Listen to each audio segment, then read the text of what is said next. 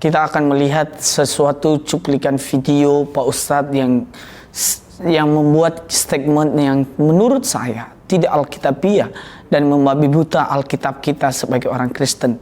Tetapi saudara, melalui video ini, biarlah video ini menjadi pembelajaran bagi kita bahwa video-video yang seperti ini tidak patut untuk dicontoh dan tidak patut untuk diberikan teladan. Enggak beres tentang zina bebas itu.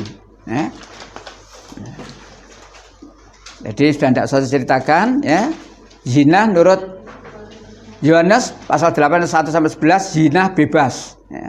Intinya berbuat zina bebas, tidak dihukum apa-apa, kan itu ya? Itu. Kemudian panah di bawahnya itu. Nah, sekarang bandingkan dengan Alkitab tersebut ini. Kitab Imamat pasal 20 ayat 10. Laki-laki yang berzina dan perempuan yang berzina, keduanya harus dihukum mati. Itu di sini. Nah, makanya saya sebutkan. Kita jaganya apa? Kalau lembaran ini dibaca oleh orang Kristen, silakan buka. Termasuk ibu bapak ketika punya ini di rumah lalu ada tamu Kristen, tidak usah bingung. Tamu Kristen, tidak usah bingung, biar dibaca. Nek perlu fotokopi kasih mereka, kan gitu. Nek perlu gitu. Dakwah kita kan begitu. Pak, saya ada bacaan Pak. Orang Kristen, walaupun ada apa dulu itu larangan untuk mempengaruhi orang beragama. Sekolah-sekolah Islam dileboni Pak, dikasih itu. Ya kan? Kan itu. Nah, ini ayatnya saya tulis semua. Ya.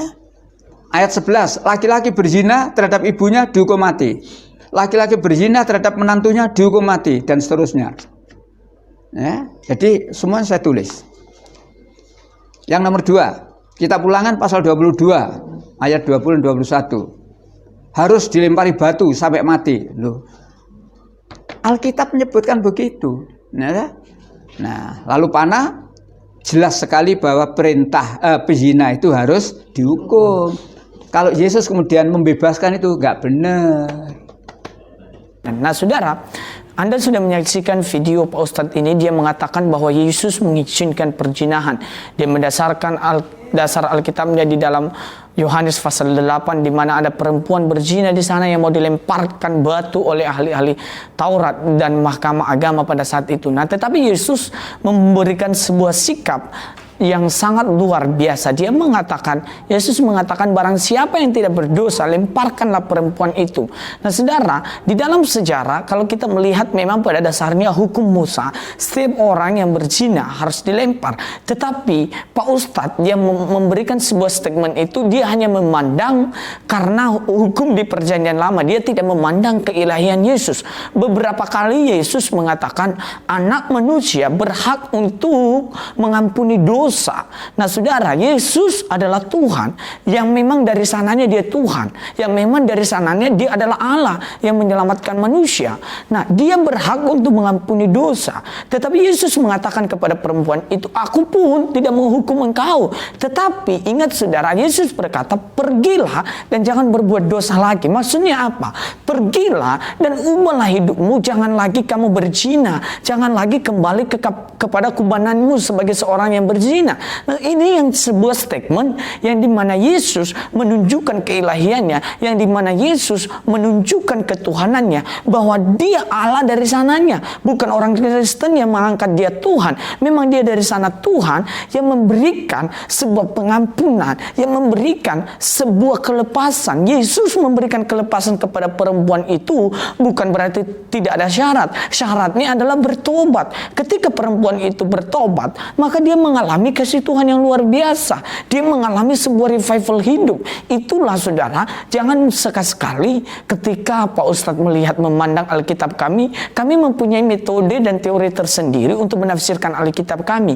Kami mempunyai dasar untuk menafsirkan Alkitab kami. Makanya kami sebagai orang Kristen tidak berani untuk mengotak-atik kitabnya Ustadz. Karena kenapa? Karena kami takut salah. Ketika kami salah untuk mengambil langkah, maka itu berbahaya. Begitu juga kepada Ustadz. Ketika Pak Ustadz menantang, kalau ada orang Kristen yang masuk ke rumah kalian, tunjukkan ini supaya bisa mereka tahu. Nah, itu sesuatu menurut saya perlu untuk dikaji ulang, perlu diseringkan kepada para teolog-teolog Kristen supaya tidak menimbulkan permasalahan, supaya tidak menimbulkan miskomunikasi. Karena bangsa Indonesia adalah bangsa yang beragama, di mana bangsa Indonesia dibangun di atas dasar agama-agama yang ada di Indonesia yang sudah diakui oleh negara. Maka kita wajib sebagai orang percaya saling menjaga, saling mengayomi, saling merangkul sesama anak bangsa. Kita wajib saling merangkul supaya kita semua bangsa ini bisa berjalan sesuai dengan koridornya.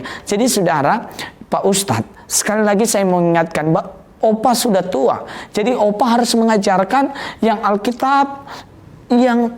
Alkitab kami jangan diporak-porandakan. Begitu juga sebaliknya. Kami tidak mau porak-porandakan Alkitabnya Pak Ustadz, sebab kami tidak mengerti.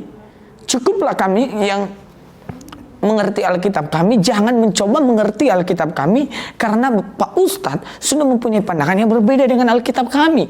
Kami sebagai orang Kristen, kami punya dasar-dasar untuk menafsirkan Alkitab.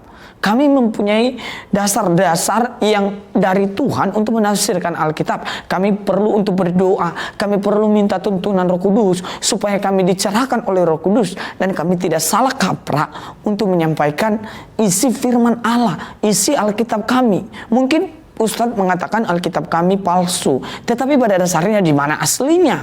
Itu Alkitab sudah terdahulu, baru ada kitab-kitab lain.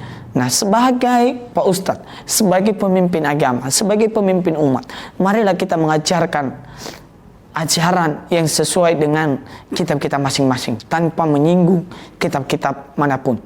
Biarlah damai kita semua, biarlah Indonesia kita tercinta ini menjadi negara damai dan menjadi berkat bagi semua orang. Tuhan memberkati.